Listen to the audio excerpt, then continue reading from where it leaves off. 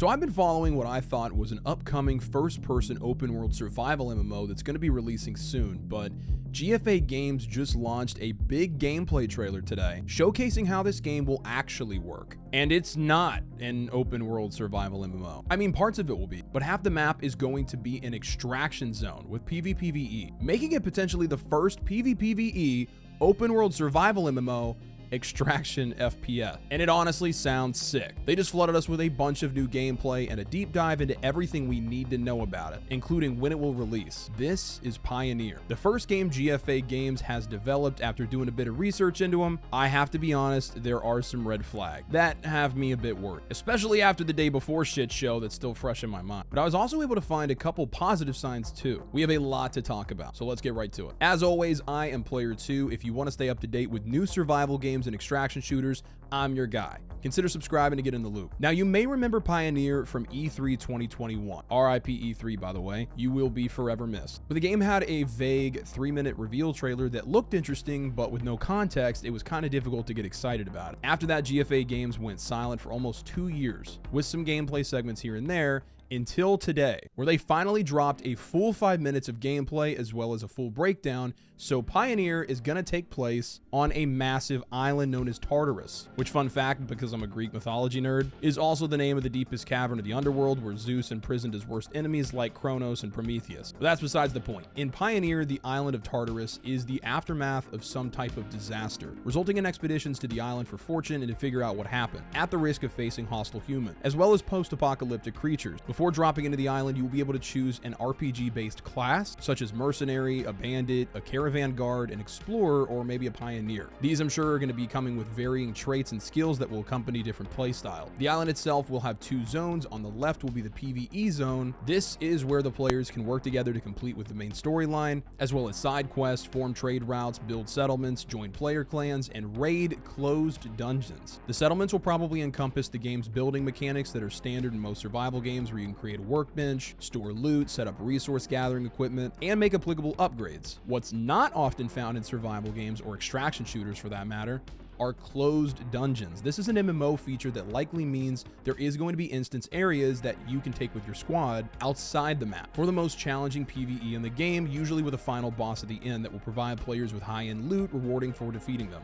While they don't elaborate much on it, at this section of the gameplay reveal, we do get to see an in-game map, showing us a bit more of how Pioneer will look. We see the character's level progression in the top left, confirming that there will be the standard MMO leveling system, where you gain XP from completing objectives to progress in the game. We also see a social tab that will likely be where you access your squad information as well as your clans. Progress, where you can access your skill tree, allowing players to choose where they want to spend their skill points each time they earn a level. Here we can see Way of the Beast, Way of the Dealer, Way of Tides, Way of the Seeker, Way of the Handyman, and Way of the Hermit.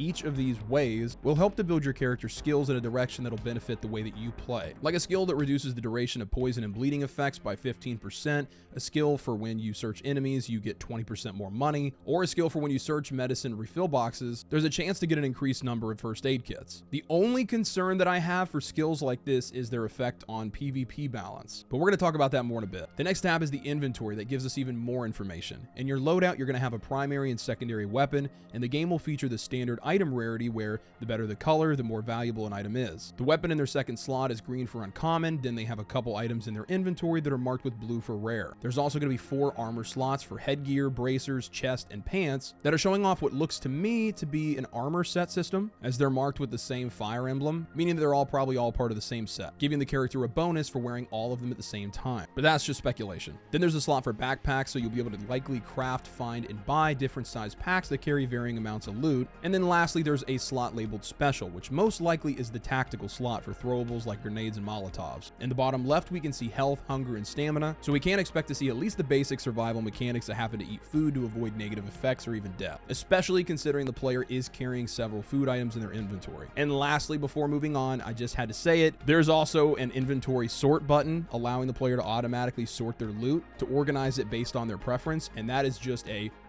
chef's kiss. I don't understand why games like this don't always have that feature. It's such an important quality of life factor. The last tab of the menu is the map, which it looks like we can open up at any time to find different POIs as well as questing locations. Then they show us the creepy ass pit bull named Sherrick. After completing a dungeon or finishing up some quest, you can head to one of the NPC settlements to accept new adventures or buy and sell the loot that you obtained. You can also hit up a workbench and upgrade your weapons and gear using resources that you've looted. Though from the trailer, it looks to be a very basic upgrading system that will solely focus on leveling the item's overall rating. The weapons I've seen so far also seem to be heavily based in the World War II era, which personally, I actually don't mind. Marauders and other extraction shooters set in an alternate timeline features a similar weapon system, and it just adds to the dark and grungy atmosphere of the game. Additionally, you can craft, find, and buy attachments for your guns like scopes, magazines, muzzle brakes, and grips to further customize your weapon. But really, all of these features we've discussed so far are the minimum expectation. There's nothing really new or unique about them. What really piqued my interest the most about Pioneer was the right side of the island, where they say there's going to be the rarest weapons, blueprints, gear, and loot that can be found.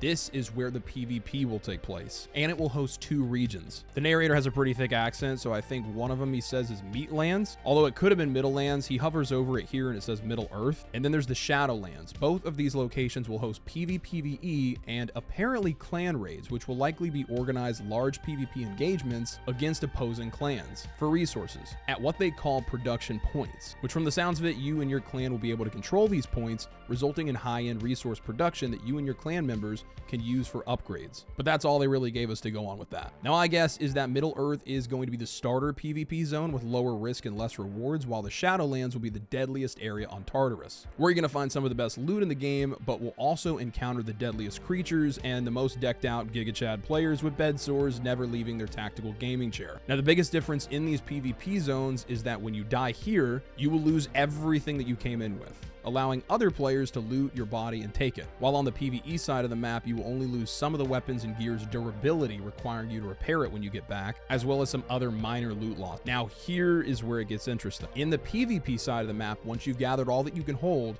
to get back to the left side of the map, you will have to find designated safe zones to escape, which does in fact make Pioneer an extraction shooter, which above all else, I love. Help me if I'm mistaken, but there's no other game utilizing all of these features in this way. With open world MMO mechanics on the left side of the map, and then with an even deadlier, more rewarding right side of the map that you drop into, loot, and try to survive to an extract to avoid losing everything. There's nothing else like this at all, and I think if done right, Pioneer could become one of the biggest games of 2024. All of this sounds pretty awesome, but I do have some concerns. This is the Russian dev team GFA Games' first title. We have no track record to compare this game to, and there's not a lot of information on these guys either. After doing some research though, I did discover that in 2021, GFA Games made an agreement with Tencent, giving them a small stake in their company, and I'm not particularly fond of Tencent, but it's not a deal breaker either, especially since it's only a small take, and they don't outright own all of GFA Games. But this is also their first game, with some huge promises that I'm not sure that they can deliver on. With the day before catastrophe we all just witnessed, it's more difficult now than ever to trust a random dev team with no track record. But everybody, as far as I'm aware, that wanted a refund for the day before did get one, and I assume the same would happen with Pioneer if the same situation took place. But it's also concerning to me how balanced the PvP will be. Because of the added RPG mechanics, don't get me wrong, I absolutely love the idea that they're pitching here. It's unique and nobody else is doing it in this way, but what's to prevent, let's say, a Sweatlord level 50 player with pit stains from griefing level 5 Timmies in the PvP zones all day? The only way that I can see this working is if they use the PvP side of the map as some type of level-based matchmaking system, where before you're dropped in, the game checks your level and then puts you into an instance with similarly leveled players. That way you get a bit of over-under, but it's not throwing you up against players that you have no chance against. Luckily, because the PvE side and the PvP side are obviously separate instances, this is something they could easily do, and likely they already have plans in place for it. It's also very important, potentially one of the most important factors in this game's success, that they have proximity chat. In 2023, if you have a multiplayer game where you will interact with others, especially in PvPvE environments where it's not exactly clear whether a player is friendly or not, you need to have voice chat. I'm sure you'll agree with me 100%, but it always makes the experience 10 times better and more engaging. This is non-negotiable. Pioneer has to have that. Now, aside from my concerns, there are 2 things from my research that I discovered that are actually big positives. One, while this is GFA Games' first title as a company, they have some seriously seasoned devs on their team. Many of these guys have worked on some of my favorite games: Stalker 2, Atomic Heart, King's Bounty, Metro Exodus, and Orange Cast are just to name a few. So not only does that give me hope that the game will be good, but it alleviates much of the concern about their legitimacy. Secondly, they are doing the most important thing an upcoming game can do: communicating with the fans. This is something the Day Before was notorious for not doing. Besides holding back gameplay reveals, which is obvious now as to why, they never communicated or answered questions, and when they did, they were vague and cryptic as hell. Almost every post that I've seen on their X page, Pioneer has been answering several questions from their community, most notably about console release, to which they say release is going to be planned for 2024, and we will share more information about the release on consoles later. So 2024 is when you can expect to play it, with maybe a beta sometime early next year to test the game before launch. And for consoles, hopefully they let us know their plans on that soon as well. But what are your thoughts on Pioneer? Does this open world survival MMO / extraction FPS have potential? Let me know what you guys think down in the comments. Then check out this other extraction shooter that will be launching soon. See you there.